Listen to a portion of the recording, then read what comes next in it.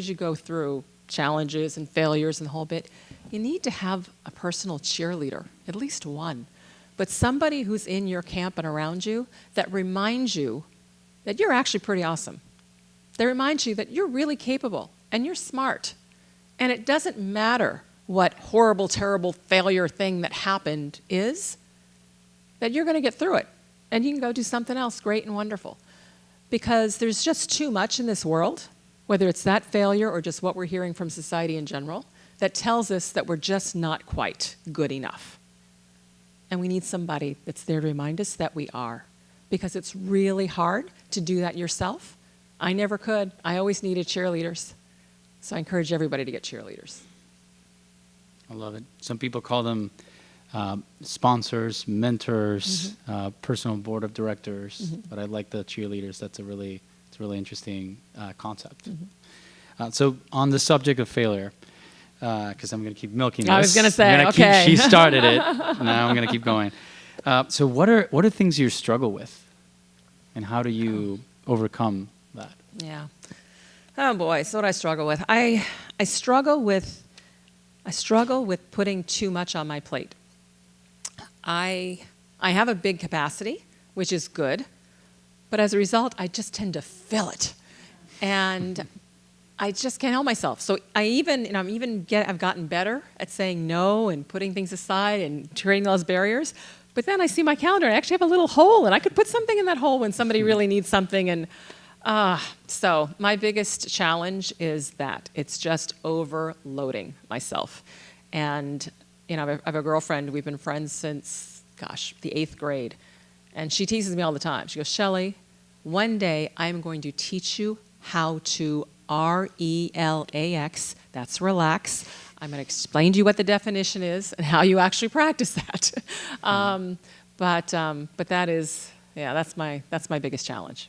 That's a great segue for the next one. Yeah. Actually, so you talked about, now that you're talking about relaxing and about working out earlier, what is your self-care routine? What are things that you do for self-care and staying sane? And sane, not being insane, to be clear. And how does that influence your career? Sure. So for me, it's really my body. I need exercise is one of my biggest outlets. It's the way I deal with stress. And if my body is strong, then I feel strong. So it's exercise, it's eating right, it's drinking a ton of water, but all of that. Because if I feel good physically, then I feel I can deal with anything. But the counter to that is when something happens, like I break an ankle, which I've done, like whatever, and then I'm totally out of commission physically, it's really hard for me. So in general, that's my big piece. And then the other part of self-care is, in addition to physical, it's my village. I have a broad set of friends, and I need people. I get my energy from people, from being around others, helping others, doing things, having fun, playing cards, whatever it happens to be. And so I need to make sure that I have time to do that with everything else that I'm doing. Yeah, and a very important follow-up there is making time, as you just said, right? And I think many of us struggle with work-life balance, which I know is a word or a term that you probably do not like that much, right? I know you have a term for it. So we'd love to hear what your approach to work-life balance is, and how do you actually make time for self-care for the friends and family that you mentioned? Yeah, so Alfredo's absolutely right. I hate the word or the term work-life balance. And why do I hate that? Well, close your eyes and think of an image. When somebody says balance, what do you think? You think even on both sides at all times. Life doesn't work that way. There is no way that you are always going to put the exact same number of hours at work as you put in personal. And oh, by the way, I don't know at times how you even separate the two because of things that you do. So I much prefer the term work-life integration. It's how do you make life work for you? Because life is all of it. Life is work, life is home, life is community, life is friends, life is your activity. I mean, it's all life. And it's figuring out how you actually integrate all those things together so that you can get them all done the way you want to get them done, and make different trade-offs at different times. So that's why I don't like the term work-life balance. I like integration much better. And integration for me is just finding ways to do multiple things that I enjoy doing all at the same time. Because I don't have time to do them all asynchronously. You talked about the gourmet dinner club, right? Well, the gourmet dinner club for me was a perfect example. I moved to Silicon Valley. Didn't know anybody. So I need to create my community. It's all right, so I need to create community. And what do I like doing? I happen to like to cook. I like to entertain. I enjoy wine. I like people. And so I started a gourmet dinner club. Because check, check, check, check, check. I can do all those things at once, right, with one thing. That, to me, is integration. When Scotty and I would go to the ballet or go to a musical or whatever, we didn't go by ourselves. You know, we'd go with 10, 20, 50 of our closest friends. But it was a great way to spend time with our friends and see what we wanted to see. So I integrated it all because I couldn't do it all individually. So work-life integration to me is about that. It's figuring out the trade-offs. It's also getting help. You know, for those of you that are younger and building your families, you know, a lot of it is like, gosh, I don't know where we find the time. We have all this, we have that, and the other. And you're absolutely right. Here's where you need to get help. And I'm not necessarily talking about a therapist, but a therapist can be helpful. But I'm talking about getting help in terms of resources. The witching hour. Do you know what the witching hour is to a working family with kids? Yes, it's like 5 to 7 p.m. 5 to 7 p.m. I refer to as the witching hour because everything happens. We all get home. We all have to eat. We have homework. We've got to figure out what's going to happen for tomorrow. We've got to do lunches. We've got to plan it. We've got to bathe. We've got to, right? Blah, blah. There's like 50 things we've got to get done in 2 hours. And it's crazy. And as a result, you're totally stressed and you're frazzled. And you know what? Your kids feel that you're stressed and you're frazzled. So guess what? They get stressed and frazzled. So as a result, you have all this crazy dynamic that always happens. Is this sounding familiar to anybody? Indeed. Yes. Okay. So what do? You hire a teenager for 2 hours to come in from 5 to 7. And what does that person do? Whatever you don't want to do. So if you don't want to make dinner and you want to just sit on the floor and play with your kids, then you sit on the floor and play with your kids and let her heat up, you know, or him heat up dinner, right? The key is figuring out where your pressure points are and then getting help to deal with those pressure points. This is something I've been telling people forever. You know what?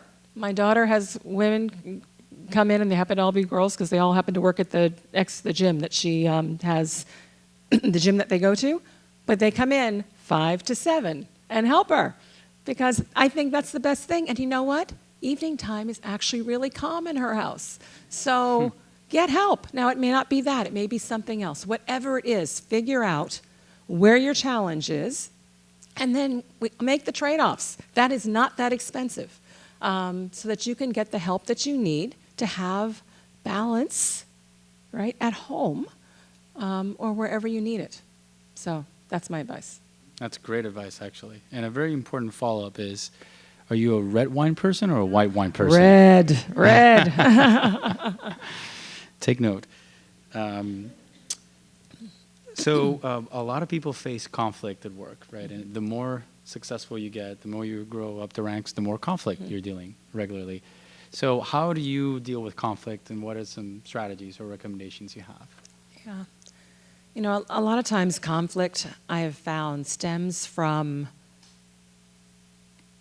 a lack of clarity. And it stems from feelings versus fact. So how do I deal with it when people have conflict? First is I try to strip it away, get down to the basics of, all right, what's the point at which we all agree? Because that exists. So what's the point that we all agree? And once you strip down to where we all agree, then you start building back up again based upon facts, not on feelings. You'd be amazed how many times conflicts are much more based upon emotional issues versus what's actually transpiring, and or it's a lack of clarity or misunderstanding. So if you just drive the communication, strip it down, get down to what we all agree to, then build it back up to now what are we trying to accomplish and how do we do it? I found you're able to get that done. And it's amazing how much how much time and how much of your role as you rise up within an organization as a leader, the focus on conflict resolution actually is.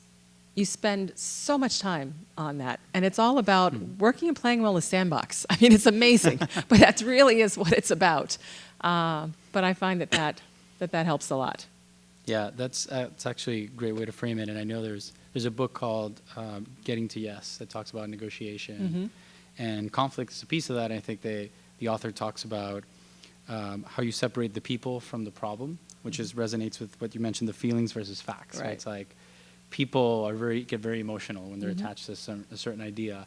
And if you sort of detach from that and say, like, let's all agree on these facts, like we cannot say anything different from this, right? Because it's the fact, then it removes the feelings part out of it. So that's great. So you've mentioned that you recommend people developing their strengths versus their weaknesses. Can you say more about that and why you believe that? Yeah, and I know this is really counter, right? You go, everybody's gotten their reviews, and the reviews always tell you, oh, you're good at this, this, and this, and here's where you may need to work on, et cetera. We all have strengths, we all have weaknesses. But frankly, I believe that it's your strengths that differentiate you, and it's your strengths that people actually want and that will make the difference. And it's going to take so much time and effort to turn a weakness into a really strong strength. You could take that same amount of time and effort, and you can take your strengths and just kill it. So I'm a believer of just strengthen the strengths. Now, your weaknesses cannot be detractors. So it can't be a weakness to the point where it's actually something that people do not want to work with you, they will not communicate with you, right? That doesn't work. So get it to a basic, but don't worry about ever making it a strength. Take that effort and just strengthen your strengths. So me personally, leadership. Early on, high school, any club or organization I got involved with, I ultimately ended up leading. So leadership was something that I gravitated towards and I enjoyed. And I realized that that fits in a lot of what I like to do, so I'm going to continue to strengthen my leadership skills. Now, creativity is not my strength. It is not my strength. I will tell, true story, elementary school, art class. I still have nightmares about elementary school art class. I was supposed to turn this lump of clay into a bird. It took me the entire semester, probably the whole year, to try to turn this into some semblance of a bird so that I could get through this art class. And it tortured me and it tortured this art teacher. All right? This was just not my strength. Now, could I have spent tons and tons of hours and those next 12 years in school and tried to work on my creativity with regards to art? The answer is yeah, I could have. But I sure don't think that would have been a good return on investment in terms of my time. So instead, what have I done? I surround myself with creative people, and I leverage them. So if you have weaknesses, get them to a certain point. I'm really good at helping others be creative and supporting theirs, and there are people in this room who do that for me. So whether it is decorating or whether it is fashion, I lean on my daughter in terms of that, or if it's creativity, all those things. I strengthen your strengths, get your weaknesses to the point where it's not a detractor, and then surround yourself with people who fill in your gaps. Because then as a team, you are going to be awesome. Yeah, there's a Gallup study that actually talks about this research they did with 2 cohorts. And there was one group of people that focused on developing their strengths, another developing their weaknesses.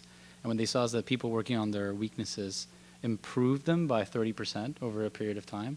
And then the other group improved them 3x over the same period of time. So we're in Silicon Valley, so as a data geek, I love my data, so that definitely validates her point as well. Okay, So I didn't know that data point, but thank you. Now I'll use that. There you go. And by the way, be thinking about your questions, because we will go to questions yes, too. We'll go to questions soon. Let's see how we're doing on time. We can still do a few more. So a lot of people have trouble speaking up, especially earlier in their career, in rooms where there's a lot of senior folks, right? And I've seen this anecdotally, especially when you have female or minority people, right, more junior, and they tend to speak up less, right, even when they have something smart to say. So what would you recommend for those people to do to really overcome that and really, or first, is speaking up and asking questions important right, for your career development? And then 2, if it is, how do you actually go about doing that? Yeah. So first, yes, speaking up is definitely important to your career development.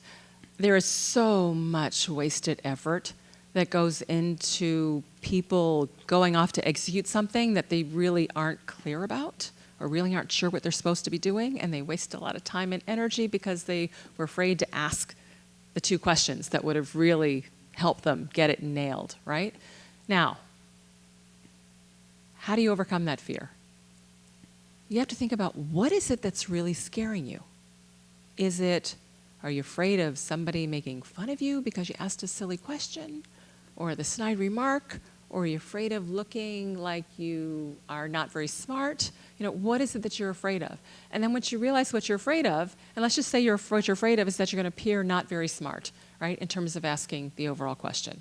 Well, you have an entire career. You are working 40, 50, 60 hours a week on your overall career. Trust me, even if the question is stupid, one question is not going to eliminate everything that you've done for that 40, 50, or 60 hours in terms of what you create. And oh, by the way, odds are that by asking the question and getting the answer, you will be better able to get done what you need to get done. And odds are also high that there are other people in the exact same room that have the exact same question. Mm-hmm. So think about, what's the worst that can happen? Imagine that actually happening, and then can you live with it? And you know what? You can. The world doesn't end.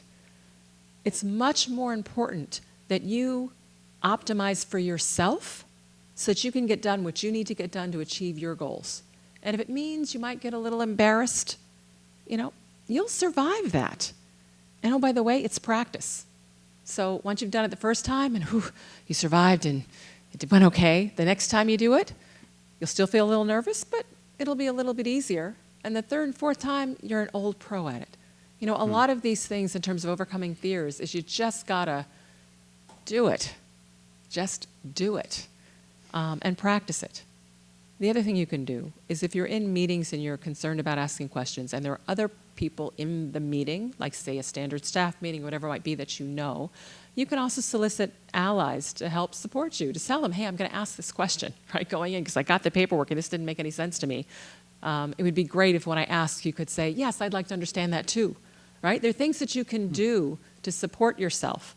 And don't laugh. That what I just said, I did that in board meetings. I mean, this is not something for just getting ready to early in your career. When I was on that first board I talked about, I was intimidated. I'm up there with other CEOs and people who've been in business for 40, 50 years. I mean, it was very intimidating. So the person that I felt most comfortable with on the board, I'd actually go to them before the meeting to say, I had a question about blah, blah, blah, blah. I'm going to ask it, right? I would tell them that. And then I'd say, it would be great if you think that's important, if you would support me, right? And then he did.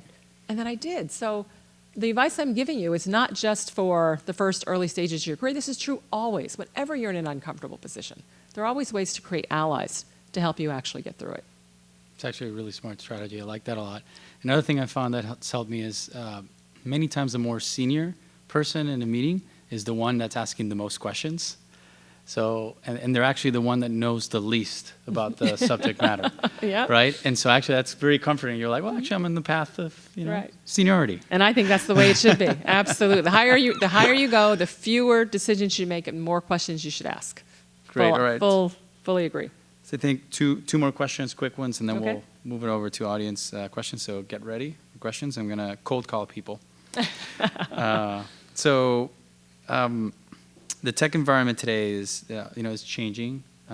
Just a little bit. Just a little bit, right? There's a lot of things that are, there's a big turning point with politics, influence in the world beyond just the tech space. Mm-hmm. Things like privacy and increasing power and influence of the tech companies, right? What would you say for the next 5 or 10 years, the rising leaders? What are some of the skills that will be important for them to manage in this environment? Because this is going to continue to just scale in that sense, right, in the next coming years. Yeah, this is actually an easy question to answer because it's something that I've definitely been thinking about. I think the key skill is going to be courage to do what is right.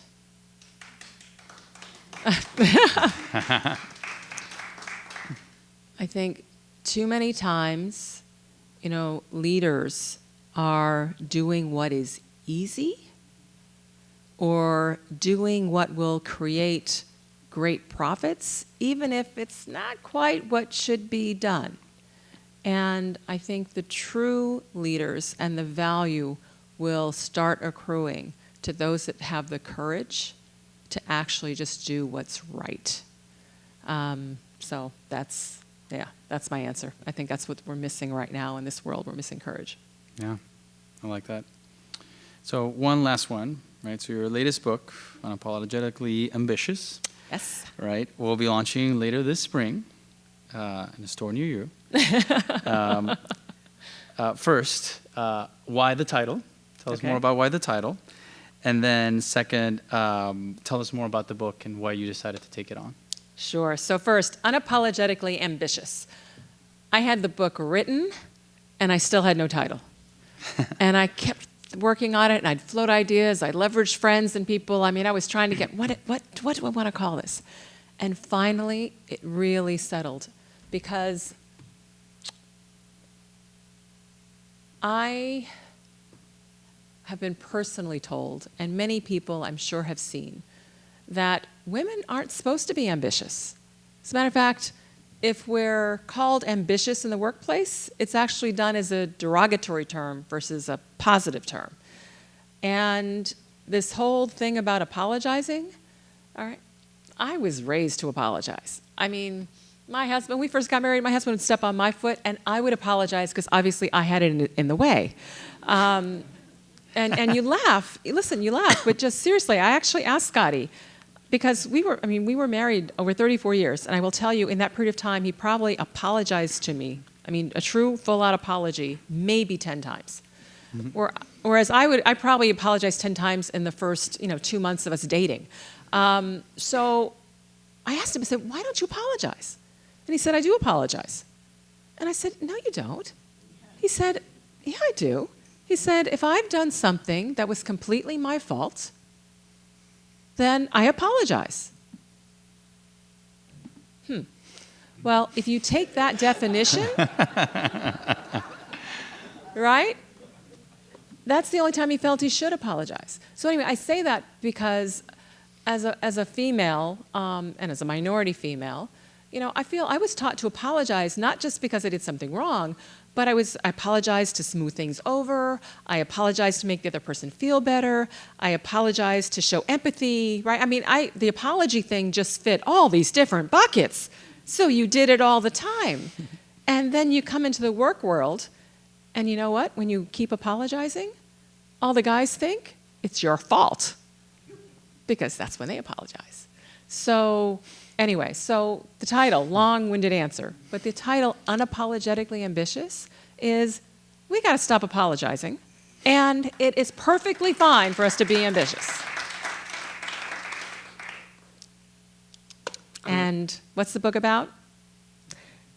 It's really about how to get what you want out of life by being intentional. So I share it not through do this, do this, do this, do this, but I share it through story. Through sharing examples, lessons learned, things I experienced, what worked, what didn't, the different dynamics. And by the way, when I say getting what you want out of life, I mean life. I don't mean work, I mean life. So I talk about it in terms of personally as well as professionally. And yes, is planning a big message? Absolutely, because that's what I believe in, setting goals, building a plan, etc. But it talks about how I did it and how I made those trade-offs and things that we did. So that's what the book's about, because I want everyone to have the opportunity to truly realize their full potential. And so many of us, especially women and especially people of color, are not given that opportunity. And if we aren't unapologetically, ambitiously going after it ourselves, we're not going to get there. And just imagine what this world would be if everybody could get to just 75% of their capability, and what kind of impact that would have on business in the world. So that's why I wrote the book. Thank you for writing it. Excited about it. All right. All right, with that, we'll open it up to questions from the audience. Do we have a mic for audience members? Or just people? I think I have over one. there? I Yeah? see a pointer. Yep. And here's right. Carl, by the way. I'm serious about cold calling, so you better start raising hands. Or one over here. Oh, it's wired, so you have to come. Yeah, so what you're saying, you have to come up? Let's see if we can move it over. We're going to make you work, guys. Or the other thing we can do is people can yell it from the thing, and I can repeat it. Yeah. Sure. So if you don't want to stand up, Yep. just You can go for it. you can go for it. I have a question. Okay. It doesn't sound it because I'm yelling, but I can be soft-spoken, and you talked about speaking up. And as old as I am now, definitely when I was younger, it was hard to be in a room and have a point of view and speak up and maybe be the first person to talk about an idea, but have other people talk over me or discount me. Have you been in that situation, and how do you handle that when you're in the room? How do you get your airtime when you want to contribute and people are talking over you? Yeah. So the question was, coming up, the woman who asked the question said, she was soft-spoken, and many times in rooms it was hard to get her voice heard because even if she spoke, people would talk over her, and getting heard was very challenging.